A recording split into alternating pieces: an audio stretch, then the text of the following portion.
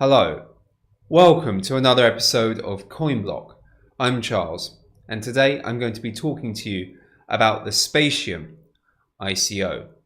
So, before we get underway, please take the time to pause your screen and read my disclaimer. I'm not paid, sponsored, or affiliated with any of the ICOs discussed in today's video. The views expressed in this video are just my own personal opinions. If you're new to my channel, welcome. Be sure to subscribe to my content and of course hit the notification button because investing in ICOs is time critical and it would be such a shame for you to watch all my videos only to miss out on the latest ICO content. So what is Spatium? What are they all about? And most importantly, why should you and I as investors actually care? Well, Spatium wants to create a dual hardware and software wallet for signing transactions and storing over 100 cryptocurrencies. So it's a great idea in principle, but can they actually pull it off? So before we get underway, I think it's good to just throw in some other competitors here so you can actually compare Spatium to Bread, Ethos, and CryptoCurve are all direct competitors to Spatium. They all want to do very similar things. Wabi and YGG Drash are operating in different market niches, but I just put them there so you can really compare them. So what is Spatium's value proposition? Well, the Spatium ICO has an immediate use case. Let's face it, software wallets are susceptible to malware attacks, while traditional hardware wallets rely on the user's seed or worded phrase to gain access, should the user's device become lost or inoperable. The Spatium value proposition makes it stand out from the crowd in four fundamental ways. 1. Spatium is building a dedicated platform for investing in ICOs. 2. Spatium is creating a portfolio investment system for retail investors.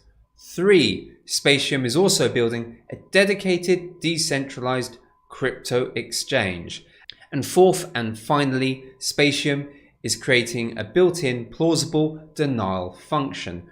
No, it's not some special mechanism that allows you to have extramarital affairs without your spouse finding out. What they're actually building is a mechanism where users can enter a predetermined authorization to unlock a different wallet and send an alert signal to a designated set of addresses.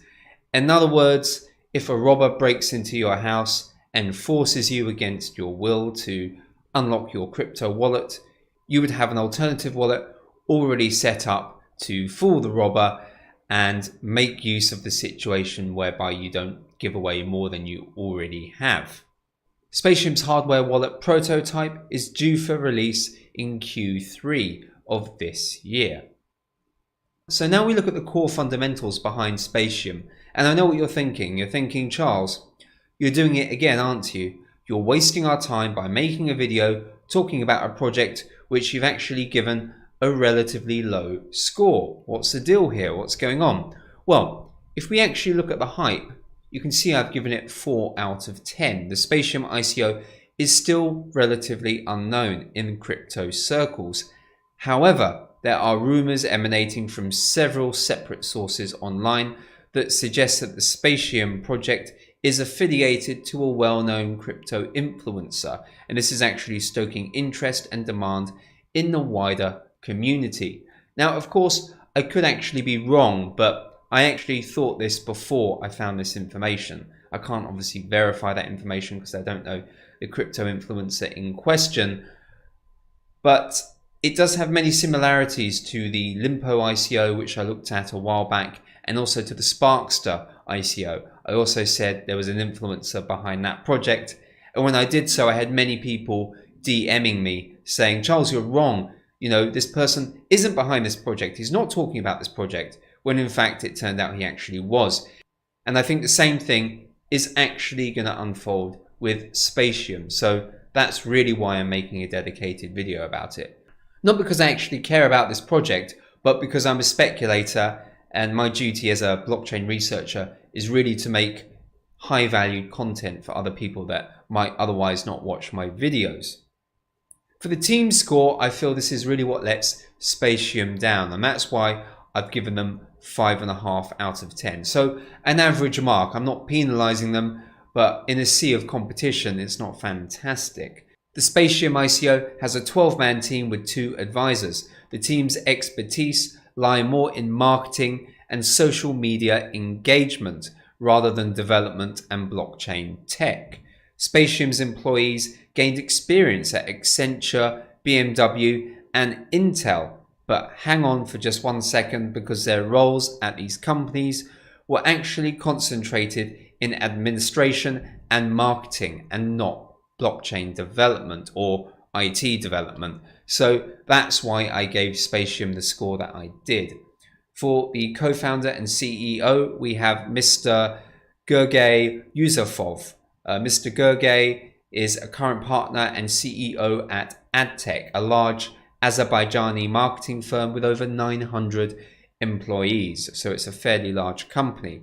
And for the CTO, we have Mr. Valery Vashkinel. Apologies if I mispronounced your name. Mr. Vashkinel has over 5 years experience working in cybersecurity systems and is listed as a blockchain developer on the Spatium website.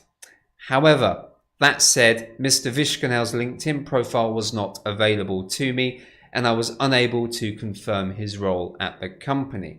And finally, we have Mr. Lon Wong, former president of the NEM cryptocurrency, who is also acting as advisor to the Spatium project. So that is actually a big deal, but it's important to note that Mr. Wong was also the advisor to the Bankera ICO, which I reviewed when I first started making videos about a year ago.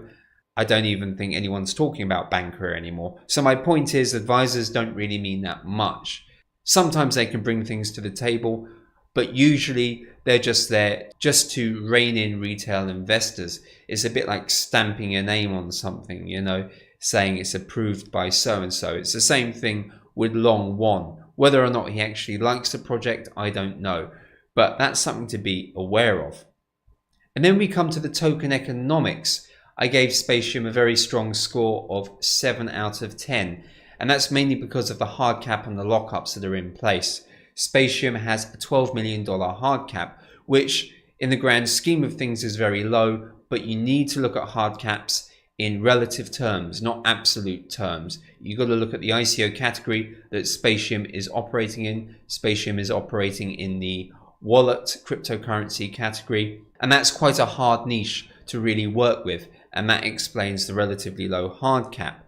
Obviously, if it's like a lending niche ICO or a finance niche ICO, they generally have to have hard caps of 12 million or under, just because they're such poor performers in the current market. I think Spatium has timed things well when it comes to how much money they're asking from investors.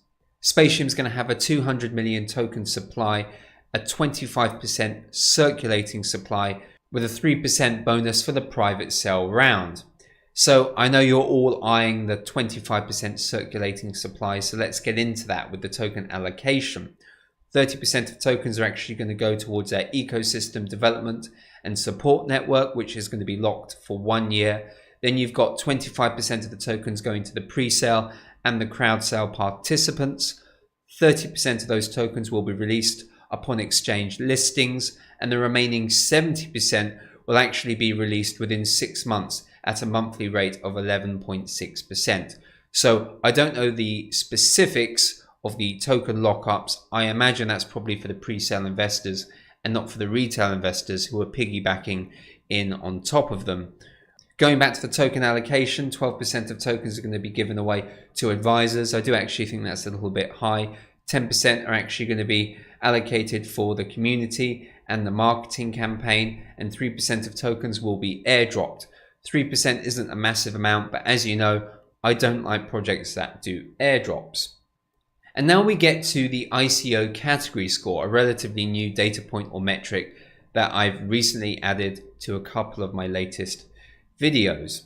So the Spatium ICO is operating in the wallet niche ICO category. The price performance of wallet niche ICOs such as Ethos, which we can see here, and Bread were tied more to influencers in the cryptocurrency market than to these projects fundamentals. I would love to include the price history of CryptoCurve, but CryptoCurve is currently still in its ICO stage, so obviously I'm unable to do so. But CryptoCurve is also a direct competitor not only to Ethos and Bread, but also to Spatium.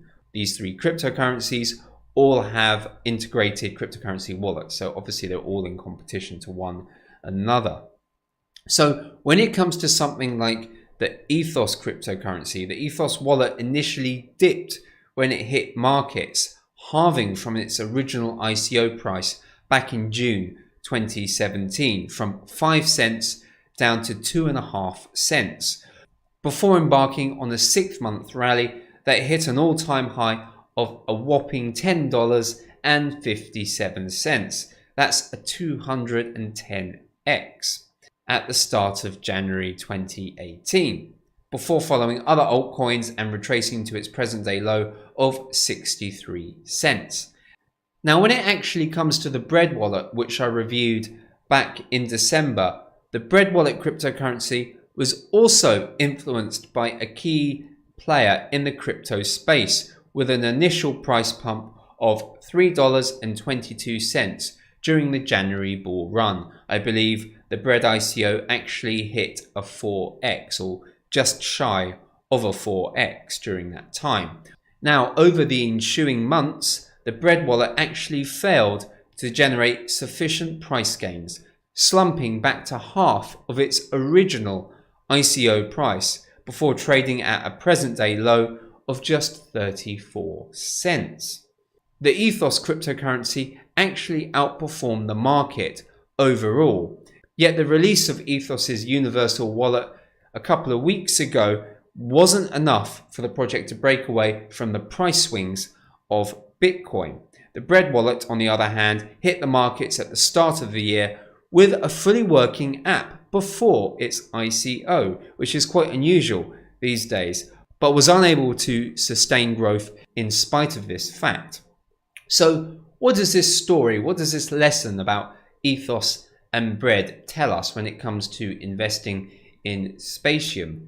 It tells us that you can have a fully functional working product with an extremely good team, or a project that hits the market with very little or low hype, and the price can still slump. Bread, in the grand scheme of things, didn't do too well. Ethos, even though the price has dropped, did very, very well. I think for Spatium to really succeed, it's going to have to get some big players behind it for it to really stand out and hit the stratosphere when it comes to getting listed on exchanges. And I have a feeling that that could actually happen. I think a certain crypto influencer is going to get behind the project, even though it's not an infrastructure or blockchain ICO, which is kind of what I exclusively invest in now. I don't even, forget wallets, forget dApps, I don't even touch them. But I have a feeling that this is going to take off, but that's not financial advice. So now we get to the end of the video where I discuss the positives and the negatives behind the Spatium project. So there's 5 things I like about Spatium, and there's 5 points of contention. There's 5 things I really don't like about Spatium. So let's begin by looking at the good stuff, the positives. 1. dApps such as the recent Bread ICO store all the user's information on the user's device, which means it's a single point of failure. In other words, if you break the device and you don't have your seeded phrase or your passphrase, that's it, your funds are gone forever, they're lost and they're irretrievable. The Spatium wallet goes one step beyond this by operating without a private key. The Spatium wallet does not store any data, using biometrics in conjunction with an offline distributed signing algorithm instead. However, it's important to note that devices like the Trezor or the Nano Ledger cold storage wallet also operate without joining the internet. So there's nothing unique about having an offline signing mechanism, but again, it's something to take note of. The second thing I like about Spatium is that it has lots of perceived value. Retail investors not accustomed to ICO investing are likely to be bullish on the Spatium project and the Spatium's product offering. You've got to remember, Spatium is promising investors everything, and people that don't know what to look for when buying into an ICO are likely to start chucking money at this project. The third thing I like about Spatium is really the token economics. Small private sale bonus with a 70% lockup should reassure investors against price dumping. However, as I said, you've got to make sure that the ICO isn't lying to you in the first place. As I've said in previous videos, I've invested in ICOs where the token economics I thought were legit, the admins actually lied to me, and the tokens dumped on the exchanges when they should have been locked up. So you've got to learn from my mistakes here. Make sure that the admins are telling you the truth before you invest in the project. Okay, you really don't want to learn the hard way. Trust me on that one.